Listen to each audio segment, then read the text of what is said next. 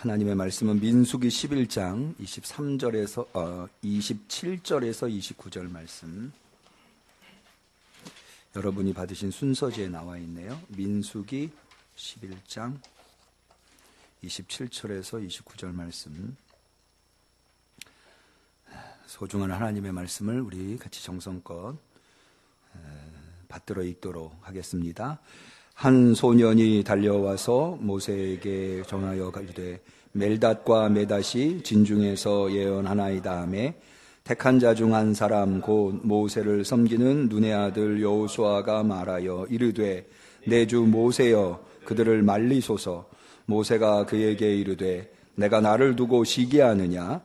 여호와께서 그의 영을 그의 모든 백성에게 주사 다 선지자가 되게 하시기를 원하노라. 아멘.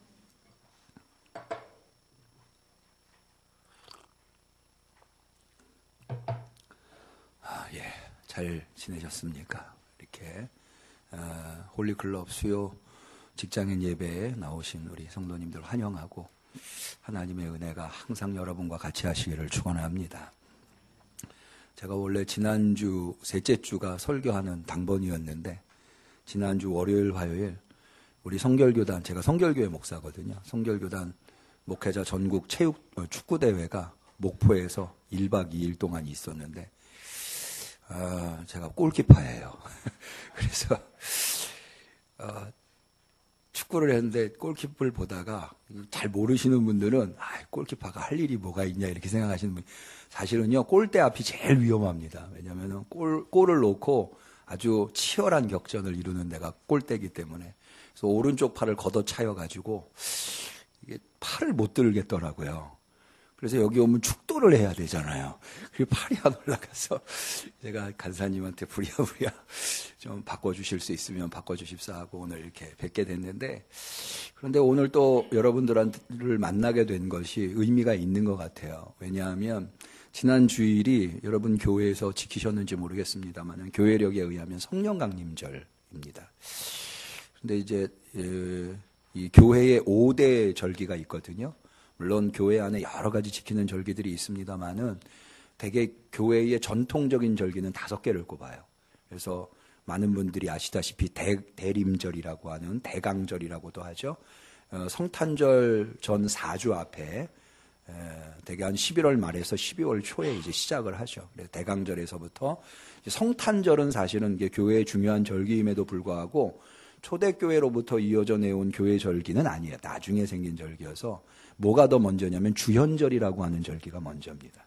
예수님의 오심을 주현절이라고 하는 절기, 그 다음에 여러분 잘 아시는 사순절이 있고요. 제가 이 가운데 손가락만 잘 안 구부러져요. 그래서 사순절이 있고, 그 다음에 지난번에 여러분들이 지키셨던 사순절 후에 부활절이 있고, 그 다음에 성령 강림절, 이렇게 5개가. 뭐 5월 달에 여러분들 교회에서도 뭐 어린이 주일이랄지 어버이 주일이랄지 이런 거 지키셨을 텐데, 그런 거는 이제 교회 전통적인 절기라고는 할 수 없고요. 나중에 어떤 필요에 의해서 그것이 소중하기 때문에 생겨난 절기들이라고 말씀드릴 수가 있습니다. 그 외에 뭐 유월절이랄지 많이 들어보셨을 거예요. 유월절이나 뭐 초막절이나 이런 절기는 기독교 절기가 아니고 유대교 절기입니다. 근데 그 유대교 절기가 기독교 절기와도 이제 맞물려 있기 때문에 대표적인 예가 부활절이죠. 부활절이 유월절과 맞물려 있잖아요. 그래서 이제 교회에서는 유월절이랄지, 추수감사절도 마찬가지입니다. 이 추수감사절이, 맥추감사절은 초막절과 관련이 있고요. 추수감사절은 수장절과 관련이 있어서 이런 것들, 오순절과 관련이 있어서 이런 것들을 교회에서 말하게 되는데, 앞서 말씀드린 대로 대표적인 교회 절기는 5개다. 그런데 그 중에 제일 첫 번째 절기가 앞서 말씀드린 대로 대강절인데, 마지막 절기가 성령 강림절이라고 하는 거죠. 왜 성령 강림절이 마지막에 오는가? 사실 마지막이면서도 또 동시에 이것이 중요한 의미는요, 이 5개 절기 중에 가장 오랫동안 지켜야 할 절기가 성령 강림절입니다. 왜냐하면 앞서 말씀드린 대로 성령 강림절이 마지막이니까 그 다음에 오는 절기가 뭐겠어요? 대강절이죠. 한 해에 처음 시작하는. 대강절이 앞서 말씀드린 대로 성탄절 4주 전이기 때문에 이게 11월 말 12월 초가 되거든요. 그러니까 성령 강림절이 벌써 5월 셋째 주, 이번엔 조금 빨라요. 대개는 5월 말이나 6월 초에 성령 강림절이 시작되는데, 이번 같은 경우 이제 11월 말에 대강절이 시작된다 하더라도 무려 6개월 동안이나 성령 강림절을 지키게 되는 거죠. 그러니까는 교회의 5대 절기 중에 가장 긴 절기가 성령 강림절이라고 할 수가 있습니다. 그러면 왜 성령 강림절이 맨 마지막에 올까요? 한번 생각해 보셨어요? 성령 강림절이 맨 마지막에 오는 이유. 사실 교회의 5대 절기는 모두 다 예수 그리스도와 관련이 있습니다. 예수님의 오심을 기다리는 것, 주연절 예수님의 오심을 기념하는 것, 사순절은 예수님의 고난을 기념하는 것, 부활절은 예수님의 부활을 기념하는 것. 그럼 성령 강림절. 성령 강림절이 부활절 다음에 오는 이유는 사도행전 2장의 근거에 있습니다. 예수님께서 부활하셔서 한 40일 정도 제자들에게 나타내셨다가 승천하시면서 내가 너희에게 약속한 것을 보낼 때까지 예루살렘을 떠나지 말라 이렇게 제자들한테 명령을 내리시죠. 그러면서 그 유명한 말, 성령이 너희에게 임하시면 권능을 받고 예루살렘과 땅끝까지 이르러 내 증인이 될 것이다 라고 하신 말씀. 그래서 오순절날, 이 오순절이라고 하는 절기는 유대교 절기입니다. 사순절은 기독교 절기예요. 근데 오순절은 유대교 절기입니다. 그 유대교 절기에 사실은 오순절과 성령 강림절이 같은 날. 그래서 지난 주일이 대개 부활절 후 50일 만에 오는 절기, 50일 만에 오는 주일로 성령 강림절을 지키게 되는 겁니다. 그러니까는 성령 강림절이 부활절 다음에 오는 중요한 이유는 예수님이 승천하셔서, 부활하신 예수님이 승천하셔서 보내주시는 분이 바로 성령이라고 하는 분이라는 거죠. 다시, 성령은 우리가 어떻게 받느냐? 성령이라고 하는 분을 우리가 어떻게 받을 수 있느냐? 성령 강림이라고 하는 것이, 성령은 부활하신 예수님이 우리에게 보내주시는 것. 이것이 기독교가 지켜오는 성령 강림절의 의미입니다. 그래서 사도행전과는 약간 다른 버전으로 요한복음 20장에 나옵니다만, 요한복음 20장에도 보면 예수님께서 부활하셔서 그때는 이제 사도행전에서는 승천하시고 난 다음에 보내주시지만, 요한복음에는 부활하신 예수님이 직접 제자들한테, 그래서 요한복음 20장 20절 이하에 보면 말씀을 하시고 손과 옆구리를 보이시니 제자들이 주를 보고 기뻐하더라. 부활하신 예수님이라고 하는, 십자가에 죽으신 분이 부활하셨다고 하는 것을 보여주시. 예수께서 가라사대 너희에게 평강이 있을지어다. 아버지께서 나를 보내신 것 같이 나도 너희를 보내노라 하시면서 이 말씀을 하시고 저희를 향하여 숨을 내쉬며 가라사대 성령을 받아라. 이렇게 해서 부활하신 예수님이 직접 제자들한테 성령을 주는 것으로. 다시 얘기합니다. 그래서 기독교의 전통은 성령은 어떻게 우리가 받는 것이, 성령이 어떻게 우리에게 오셨느냐? 부활하신 예수님이 하나님으로부터 받아서 제자들한테 주는 거예요. 이게 기독교가 이야기하는 성령론의 아주 핵심이에요. 자, 그러면 이 부활하신 예수님이 하나님으로부터 성부로부터 성령을 받아서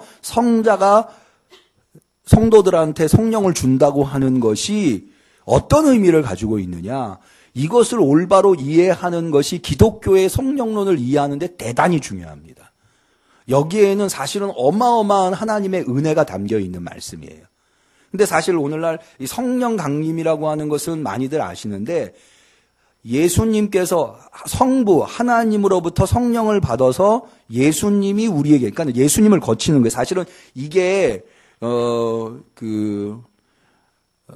1057년에 정교회라고 하는 교회와 지금의 이제 그리스 정교회, 동방정교회라고 하는 정교회와 동방교회와 서방교회가 나뉘게 되는 계기가, 분기점이 바로 이거예요. 뭐 내적으로는 정치적인 맥락도 있습니다만은 표면적인 이유는 필리오크베라고 하는 거 들어보셨어요? 필리오케라고 하는 거, 아들로부터라고 하는, 이게 사실은 동방교회는 그러니까는 성령을 서방교회, 이른바 캐톨릭이라고 하는 데는 하나님으로부터 직접 받는다고 고백을 하고, 동방교회는 아들을 통하여라고 하는 이 고백을 하는 겁니다. 사실은 근데 동방교회가 사실은 서방교회보다 훨씬 더 전통에, 성경에 입각해 있는 그런 입장인 거죠. 그러면 우리가 이것을 오늘 한번 생각해 보려고 하는데, 자, 아들을 예수 그리스도를 통해서 우리가 성령을 받는다고 하는 것이 가지고 있는 의미가 뭐냐. 왜 하나님은, 왜 예수님은 우리에게 성령을 보내주시는 분이냐 라고 하는 것. 요한복음에 보면 이게 굉장히 자세히 나옵니다. 그래서 예수님의 고별 설교는 거의 성령에 관한 설교라고 얘기할 정도로 보혜사라고 하는, 내가 가는 게 너희에게 유익이다. 왜냐하면 내가 가야 성령이 너희에게 오기 때문이다 라고 이야기할 때. 그래서 요한복음에 나오는 성령론의 가장 독특한 이름이 보혜사, 파라클레토스라고 하는, 사실은 정확하게 이야기하면 다른 보혜사입니다. 다른 보혜사가 가지고 있는 의미는 이제 오늘 다 얘기하기가 어려워서 어쨌든 예수님이 보내주시는 분으로. 그럼 여기에 담겨 있는 기독교의 성령론의 의미가 뭐냐? 자, 먼저 이것을 알려면은요, 이 의미를 알려면 이런 질문을 좀 해봐야 돼. 그러면 예수님 이전에는 성령을 받은 사람이 없냐? 앞서 제가 뭐라고 그랬나요? 성령을 우리가 어떻게 받는다고요? 하나님께서, 성부께서 누구를 통해서? 예수님을 통해서 우리에게 주시는 분이라고 그랬잖아요. 그러면 예수님이 오시기 전에 성령 받은 사람이 없느냐? 있어요. 있는 게 아니라 많아요. 대표적인 예로 세례 요한이라고 하는 사람, 우리가 이른바 세례 요한이라고 하는 사람은요, 복중에서 이미 성령 충만했다고 성경은 가르쳐주고 있어요. 누가복음 1장 15절에 보면요, 이는 저가 주 앞에 큰 자가 되며 포도주나 소주를 마시지 아니하며 모태로부터 성령의 충만함을 입어, 이렇게 되어 있어요. 여러분, 세례 요한이 먼저 태어났나요? 예수님이 먼저 태어나셨나요? 세례 요한이 먼저 태어났죠. 한 6개월 정도 먼저 태어났다고 우리가 보죠. 그런데 예수님이 이 세상에 오시기도, 그러니까 세례 요한이 아직 복중에 있는 거예요. 그런데 세례 요한이 성령을 받았다는. 그러면은 예수님을 통해서 성령을 받았다고 얘기할 수 없잖아요, 지금. 더군다나 우리 기독교는 부활한 예수님이 성령을 주시는 것으로 얘기하는데 예수님의 부활은 훨씬 더 이유란 말이죠. 세례 요한만 성령 충만했었던 게 아니고요. 세례 요한의 아버지, 어머니도 다 성령 충만했습니다. 누가복음 1장 41절에 보면 엘리사벳이 세례 요한의 어머니인데 마리아의 문안을 들음에 아이가 복중에서 뛰노는지라 엘리사벳이 성령의 충만함을 입어라고 되어 있어요. 또 사가랴가 누가복음 1장 67절에 그 붙인 사가랴가 성령의 충만함을 입어 예언하여 가로되 이렇게 되어 있거든요. 아니, 예수님보다 직전에 있었던 세례 요한뿐만 아니라 구약에서도요, 이미 성령 충만했었고, 그러니까 구약은 성령이라고 하는 단어를 쓰지 않고 주로 어떤 단어를 쓰냐면 여호와의 신이라고 하는, 근데 다 같은 의미예요. 성령을 얘기하는, 성령이라고 하는 것이 하나님의 영, 하나님의 신을 의미하는 거거든요. 그런데 대표적으로 사사들이 사사기에 나오는데 사사가 사사의 직분을 받기 위해서 성령을 먼저, 그래서 심지어 삼손도 성령을 받아요. 사울도 성령을 받고요. 뭐 예언자들은 말할 것도 없고요.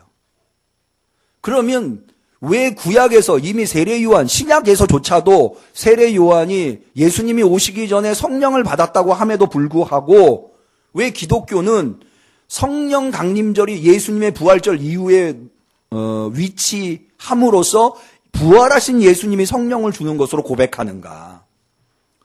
요 분기점이 아주 중요한 분기점이에요. 우리 기독교의 성령론을 이해하는 것이 구약이라고 정확하게 얘기하면 구약이라고 얘기하면 안 되고 유대교에도 성령의 개념이 있어요.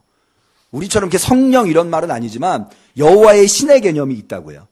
이 유대교의 여호와의 신의 개념과 기독교의 성령의 개념이 바로 여기에서 나뉘게 되는 거예요. 여기에서. 오늘 우리가 읽은 민수기 11장은 바로 기독교의 성령론이 유대교의 성령론보다 훨씬 더 하나님의 뜻에 맞다고 하는 것, 그것을 단적으로 보여주는 아주 중요한 본문인데요. 오늘 우리가 읽은 민수기 11장의 내용은 이런 겁니다. 이제 모세가 이스라엘 백성을 애굽으로부터 끌고 나와서 광야 생활이 시작되죠. 근데 광야 생활은 어떻게 보면 하나님이 이스라엘 백성을 하나님의 백성으로 만들어가는 이 수련 과정이라고 할 수가 있습니다. 그런데 이스라엘 백성은 그 수련 과정에서 끊임없이 실패합니다. 근데 그 중에 대표적인 실패가 뭐냐 하면 바로 먹거리 실패예요. 먹거리 실패. 여러분, 그래서 이 유대인들이, 이스라엘 민족들이 애굽에서 나올 때 60만 명 정도 나왔거든요. 여기 민수기 11장에 모세가 60만 명 정도라고 이야기를 하는데, 이 60만 명이 나올 때에 이스라엘 사람들만 나온 것이 아니라 이스라엘 사람들과 함께 나온 소수민족들이 있어요. 여러분, 혹시 성경을 펼쳐 계신 분이 있으시면 민수기 11장 1절을 한번 보시면, 민수기 11장 4절을 보시면 이런 내용이, 이스라엘 중에 섞여 사는 무리가, 여기 지금 이스라엘 중에 섞여 사는 무리라고 하는 표현이 나와요. 이 표현이 바로 이스라엘이 애굽에서부터 나올 때 이스라엘 민족만 나온 게 아니라 애굽에서 노예 생활을 하고 있었던 소수민족이 같이 나온 얘기들, 소수민족들을 얘기해요. 이 사람들이 먼저 뭐에 대한 불평을 하는가 하면 먹을 거에 대한 불평을 합니다. 이런 불평을 해요. 탐욕을 품음에 이스라엘 자손도 다시 울며 가로되 누가 우리에게 고기를 주어 먹게 할꼬. 우리가 애굽에 있을 때에는 값없이 생선과 외와 수박과 부추와 파와 마늘들을 먹은 것이 생각나거늘. 무슨 얘기냐면 애굽에서 나와서 광야 생활을 할 때 이스라엘이 먹을 수 있는 음식은 뭐밖에 없었느냐? 만나밖에 없었어요. 그것도 하루 이틀이지 계속 먹다 보니까 질린 거예요. 그러면서 과거를 회상하는 거죠. 우리가 애굽에 있을 때는 온갖 음식들, 특별히 고기까지도 노예 생활을 했으니까는 노예가 돈 내고 밥 사 먹지 않잖아요. 주인이 주는 것을 그냥 먹은 거예요. 그러니까 이거에 대한 사실은요, 리더십의 가장 큰 도전이 뭐냐 하면 이 먹거리 도전이에요. 오늘날도 문재인 대통령에 대해서 지지율이 높지만 일자리 문제 얘기를 꺼내면 사실 아마 일자리만 놓고 얘기를 하면 그렇게 높지 않을지 몰라요. 이 리더십에 가장 큰 타격을 주는 게 사실은 이 먹거리 문제거든요. 그래서 이걸 가지고 60만 명의 백성들의 원성이 하나같이 모세로 몰린 거예요.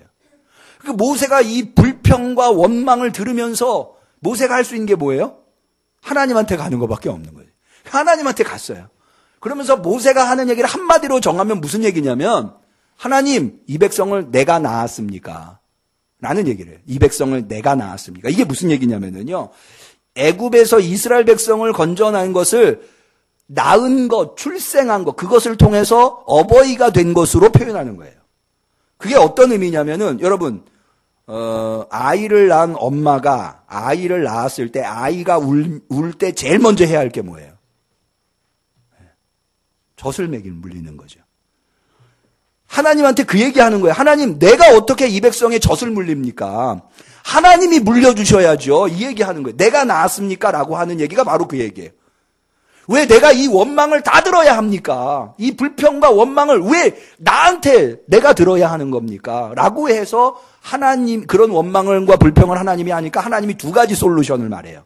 첫 번째는 뭐냐면, 그래, 좋다. 너 혼자 듣지 않도록 너한테 70명의 돕는 사람을 만들어주겠다. 그래서 그 70명 돕는 사람을 너가 선발해라. 그래서 장로들과 유사들에서 70명을 뽑습니다. 이름을 적어서 뽑아요. 그리고는 하나님 뭐라고 그러시냐면, 그 사람들을 모두 다 회막으로, 당시에 그 성막이라고 하는 것, 성막의 원래 이름은 회막이에요. 만남의 장막. 그래서 영어로도요, 텐트 오브 미팅이에요. 그래서 회막으로 데려 나오라는 거예요. 그러면 하나님께서 모세와 동일한 성령을, 여호와의 신을 주겠다는 거예요. 여기에서 우리가 알 수 있는 건 뭐냐면요, 여러분, 구약도 마찬가지고 신약도 마찬가지지만 성령을 왜 주시는가예요. 성령을 왜 주시는가. 성령은 분명하게 하나님의 영이에요. 하나님의 영을 왜 인간에게 주시는가라고 할 때, 하나님의 영을 인간에게 주시는 이유는요, 결국 하나님의 급의 일을 할 수 있도록 성령을 주시는 거예요. 그러니까는 성령을 하나님이 주시는 이유는 인간의 한계를 넘어서서 하나님의 뜻을 헤아리고 하나님의 뜻을 이루어갈 수 있도록 하기 위해서 주시는 영이 성령이에요. 그래서 구약에 보면은요, 아주 특별한 사람들이 아주 특별한 사명을 받았을 때 하나님이 그 사명을 감당하라고 주시는 게 성령이에요. 성령. 그러니까 성령은요, 구약에서 보면 이게 어떻게 표현해야 할지 모르겠는데 대단히 대단해요. 대단히 대단한 게, 여러분 단적으로 한번 이렇게 얘기해 볼까요? 하나님이 천지를 창조하실 때 수면 위에 운행하신 게 뭐예요? 여호와의 신, 성령이에요. 여호와의 신. 성령은 하나님이 계획하시고 하나님이 이루시려고 하는 것을 수행하시는 분으로 나와요. 그래서 예언자들, 사사들 한결같이 성령을 받아요. 성령이 아니고는 그 일을 할 수 없어요. 그래서 여러분 스룹바벨이라고 하는 스가랴에 보면 스가랴 선지자가 스룹바벨에게 뭐라고 예언을 하느냐면 하나님의 말씀을 대언하는데 뭐라고 대언하냐면 이는 여러분 잘 아시죠? 이는 능으로도 되지 아니하고 힘으로도 되지 아니하고 오직 뭘로 돼요? 하나님의 신으로 되느니라. 여호와의 신으로 되느니라. 그러니까는 이 성령이라고 하는 분, 여호와의 신이라고 하는 분을 보내주시는 이유는 명백해요. 아주 특별한 사람들에게 특별한 사명이 있는데 그게 인간의 힘으로는 불가능한 것이기 때문에 그것을 하나님의 능력을 부여함으로 말미암아 그로 하여금 그 일을 할 수 있게끔 만드는 거거든요. 이게 성령의 개념이에요. 그래서 성령은 아무나 받는 게 아니에요. 오직 특별한 사명을 받은 사람들만 받는 게 성령이에요. 자, 70명의 장로들을 모세급의 성령을 주시겠다는 거예요. 왜냐하면 모세 혼자 그걸 감당할 수 없으니까. 그래서 그 사람들을 회막으로 데려나온 두 번째 약속은 뭐냐면 이거를 보려는 건 아닌데 지금 이 사람들이 뭐 때문에 불평이 시작됐어요? 먹는 거, 먹거리. 그래서 하나님이 메추라기. 그래서 사실은 하나님께서 만나와 메추라기를 광야에서 주셨다고 하지만 만나는 긍정적인 의미지만 메추라기는 긍정적이지 않아요. 메추라기는 이스라엘의 불평에 하나님께서 어떻게 보면 그래 그럼 너네들 한번 코에서 쩐내가 나도록 한번 먹어봐라 고기. 그래서 준 게 메추라기예요. 그때 이제 모세가 한 얘기가 하나님 바다의 물고기를 다 잡은다 한들 이 60만 명의 사람들에게 고기를 어떻게 먹일 수 있겠습니까? 그랬더니 하나님께서 내 팔이면 한다. 아니 나라 내 팔이 아니고요. 하나님의 팔, 하나님의 능력이면 한다는 거예요. 예. 그러면서 이제 약속하신 것이 70명 데리고 나와요. 그런데요. 이 70명이 회막 앞에 나왔을 때 하나님이 약속한 대로 신을 여호와의 성령을 주시는데 이상한 사람들이 있어요. 그게 누구냐면 엘닷과 메닷이라는 사람. 이 사람들은 70명의 선발된 이 호명된 사람임에도 불구하고 회막으로 안 나고 진에 있었어요. 자기 진에. 근데 놀라운 사실은요. 이 사람들에게도 여호와의 신이 임한 거예요. 여호와 앞에 나오지 않았는데 이게 여호와의 신이 임했다고 하는 것을 어떻게 알 수 있냐면 그들이 예언을 하고 있는 거예요. 하나님의 뜻을 알게 되니까. 그래서 여러분 성령을 받은 사도행전 2장에 보면 이스라엘 예수님의 제자들이 성령을 받아서 뭐 하는지 아세요? 하나님을 찬미하고 하나님에 대한 찬양을 올려요. 이게 사실은 예언과 그러니까는 성령 우리 요한복음에도 바울도 그런 얘기를 했지만 하나님의 영이 아니고는 하나님의 뜻을 알 수 없다는. 그러니까 아까 제가 말씀드렸죠. 성령이 대단히 대단한 이유는 인간의 한계를 넘어서 성령이라고 하는 분이 우리 안에 작용하면 인간의 한계를 넘어서 하나님의 뜻을 알게 되고 하나님의 그 뜻을 이루게 된다고. 그래서 성령은 아무나한테 허락되는 게 아니라고. 그래서 여러분 구약을 보세요. 구약에요. 성령 받은 사람들은요. 누구도 성령을 달라고 요구한 사람이 없어요. 하나님이 성령을 주시겠다고만 하지 하나님 나한테 성령을 주세요라고 얘기하는 사람이 한 사람도 없어요. 왠지 아세요? 이거는 하나님의 전권에 해당하는 거기 때문에 그래요. 그런데 여기 지금 엘닷과 메닷이 그 성령을 받아가지고 예언을 하는 거예요. 그러니까 그거를 본 어떤 소년이 여호수아도 70명 중에 하나로 선택된 사람인데 여호수아한테 와가지고 저들이 지금 엘닷과 메닷이 회막 앞에 나오지도 않았는데 지금 성령 받고 막 예언합니다. 그랬더니 여호수아가 화가 난 거예요. 왜 화가 났죠? 아무나 받으면 안 되는 건데 이건 특별한 거예요. 이건 대단한 거예요. 저런 하나님 앞에 나오라고 그랬는데도 안 나오는 저런 사람들이 받아서는 안 되는 거예요. 이게 바로 유대교적 성령론이에요. 그런데 모세가 뭐라고 그러죠? 우리가 읽은 29절 다시 한번 볼까요? 모세가 그에게 이르되 여호수아에게 말하는 거예요. 내가 나를 두고 시기하느냐? 여호와께서 그의 성령을 누구에게? 그의 모든 백성에게 주사 다 선지자 되게 하시기를 원하노라. 이게 바로 모세가 헤아린 하나님의 뜻이에요. 하나님은 뭘 원하시느냐? 모든 사람이 성령 받기를 원하신다는 거예요.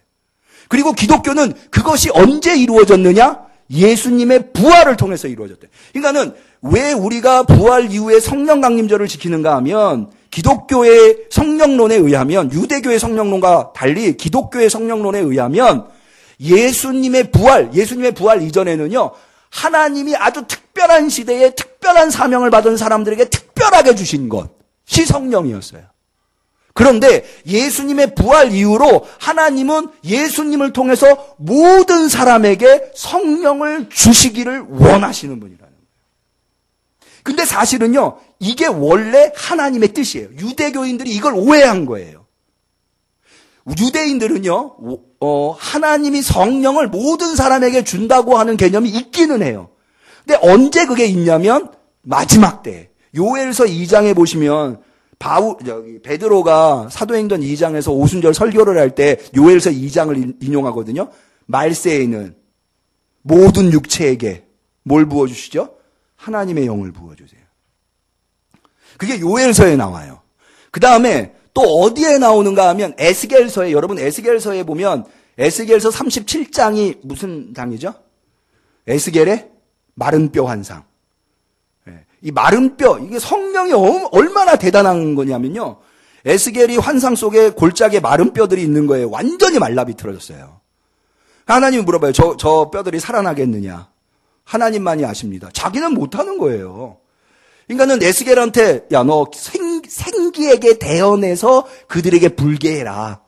이 생기가 바로 루하흐라고 하는 구약에서 여호와의 신이라고 할 때 나오는 대표적인 히브리어예요. 그러니까는 그 골짜기에 성령이 불어요. 그 마른 뼈가 어떤 뼈, 그 뼈가 어떤 종류의 뼈인지 골라서 부는 게 아니에요. 그 골짜기에 있는 모든 뼈들에게 생기가 불어서 어떻게 되죠? 군대가 되는 것을 볼 수. 그 앞에 어떤 얘기가 나오냐면 하나님께서 이스라엘을 회복시키는데 어떻게 회복시키느냐? 새 영과 새 마음을 준다는. 새 영과 새 마음이라고 하고 우리나라 말로는 그렇게 번역되어 있지만 다 루아흐예요. 성령을 줌으로 말미암아서 새 백성을 삼겠다는 거예요. 마지막 때에 이루어진다고 하는 것이 유대교의 사상인데 기독교는 그것이 예수 그리스도를 통해서 이미 성취됐다고 해요. 그러니까는 예수 그리스도가 오시기 이전에는 성령을 구할 수가 없어요. 그리고 구약에 누구도 성령을 하나님한테 구하지 않아요. 근데 예수님이 오시고 난 다음에는 성령을 누구나 다 구해야 돼요. 누구에게나 주는 분이에요. 자, 누가복음 11장에 보면은요, 예수님께서 구하라 그러면 얻을 것이요, 찾으라 그러면 찾을 것이요, 두드리라 그럼 열릴 것이라. 마태복음의 버전으로들 많이 알고 계신데 너희 중에 누가 아들이 떡을 달라 하는데 돌을 주고 생선을 달라 하는데 뱀을 줄 자가 어디 있겠느냐? 너희가 악할지라도 좋은 것을 자식에게 줄 줄 알거든. 마태복음에는 하물며 하늘아버지께서 너희에게 좋은 것을 주시지 않겠느냐 이렇게 되는데 누가복음에는 뭐라고 되는지 아세요? 천부께서 너희에게 성령을 주시지 않겠느냐 이렇게 돼 있어요. 구하고 여러분 그래서요 성령은요 내가 구한다고 받을 수 있는 게 40일 금식기도 했다고 하나님 나 40일 금식기도 했으니까 나한테 성령 주세요 이렇게 요구할 수 있는 게 아니에요. 하나님의 전적인 선물이에요. 그런데 그럼에도 불구하고 우리가 성령을 받기 위해서 우리는 할 수 있는 게 아무것도 없느냐? 아니에요. 구해야 돼요. 구하면 주신다고 약속하죠. 그래서 사도행전에 오면 성령을 받는 사람들, 성령을 다양한 방법으로 안수할 때도 성령이 임하고 말씀이 전할 때도 말씀이 선포될 때도 성령이 임하지만 가장 기초가 구할 때, 기도할 때. 오순절날 사람들이 모여 있을 때 기도하고 있을 때 성령이 그 가운데 임하잖아요. 그러면 자, 이게 왜 그래서 이 일이 어마어마한 거예요. 모든 사람에게 성령을 주신다고 하는 이 일이 엄청나고 대단한 일이라는 거예요. 왜? 성령을 받는다고 하는 것이 엄청난 일이거든요. 그러니까는 우리가 성령을 구할 수 있게 됐다고 하는 것이 예수 그리스도의 부활을 통해서 성령을 구할 수 있게 됐다고 한다는 것이 엄청나고 대단한 일이라는 거죠. 그런데요, 여기에 엄청나고 대단하다고 하는 것만 알면 안 되고요. 여기에서 한 걸음 더 들어와야 돼요. 그러면 왜 하나님은, 예수님은 모든 사람에게 여러분 아주 특별하고 아주 대단한 것이 여러분들에게 있어요. 그러면 그것을 어떻게 사용하시겠어요? 아무나 주시겠어요? 아니면은 정말 소중한 일을 할 사람한테 주시겠어요? 정말 소중한 일을 할 사람한테 주죠. 그걸 아무나 줄 리가 없죠. 왜? 그게 정말 소중한 거니까. 너 소중한 일을 하니까 그 소중한 일에 보태 써라 이러고 주는 거죠. 그럼에도 불구하고 왜 하나님은 성령을 아무에게나 주려고 하시는 걸까요? 구하는 자에게 주려고 하시는 걸까요? 자, 여기에 하나님의 예수 그리스도를 통해서 우리에게 보여주신 인류에 대한 사랑이 나타나는 거예요. 아주 특별한 지위에 있는 특별한 사람들에게만 성령을 주면은요, 저와 여러분들처럼 힘없고 가난하고 연약하고 부족한 사람들은 성령을 받을 길이 없어요. 왜 성령을 하나님이 예수 그리스도를 통해서 모든 사람에게 주려고 하셨는가? 자, 여러분 보세요. 능력 있고 힘이 있고 대단한 사람에게 보석이 더 필요할까요? 힘없고 가난하고 병든 사람한테 보석이 더 필요할까요? 그게 바로 하나님의 사랑이에요. 하나님의 사랑. 하나님은 성령의 가치보다 우리의 가치를 더 소중히 여기시는 거예요. 그래서 성령을 우리한테 주시는 거예요. 여러분 혹시 인생에 힘든 문제가 있으세요? 지금 성령 구하셔야 될 때예요. 예수 그리스도를 통해서 우리에게 길이 열렸어요. 예수님이 안 오셨다면 우리는 그 성령을 받을 수 없었지만 예수님이 이 땅에 오셔서 십자가에 죽으시고 부활하심으로 이제 구하는 자에게 성령을 주신다고 하셨어요. 억울한 일을 당하셨어요? 그 억울한 일을 내 힘으로 해결할 수 없으세요? 성령을 구하세요. 병드셨어요? 성령을 구하세요. 너무 가난하고 힘들고 내 주변에 나를 도와줄 사람이 없어서 몸부림치며 괴로워하고 계세요? 성령을 구하세요. 그러면 그 성령님이 여러분들에게 오셔서 여러분이 할 수 없는 것들을 하도록 해주실 줄로 믿습니다. 저는 여러분들한테 이런 좀 권면을 드리고 싶어요. 오늘 제가 특별히 성령이 오셨네. 저는 성령 강림절 이후로 이 성령이 오셨네라고 하는 찬양을 계속 좀 부르고 있어요. 의도적으로도. 성령님. 제가 예배 드리기 전에 제일 많이 하는 게 뭐냐면 설교 준비하기 전에 제일 많이 하는 게 뭐냐면 성령 주세요. 성령 주세요. 내 힘으로는 성도들한테 말씀을 전할 수 없습니다. 성령 주세요. 성령이 오셨네. 여러분 이 찬송을 이번 성령 강림절 기간에 좀 왜 노래방에 가면 18번 있잖아요. 여러분들 18번으로 좀 삼으셔서 성령이 오셨네. 성령이 오셨네. 내 주에 보내신 성령이 오셨네. 기도하시겠습니다.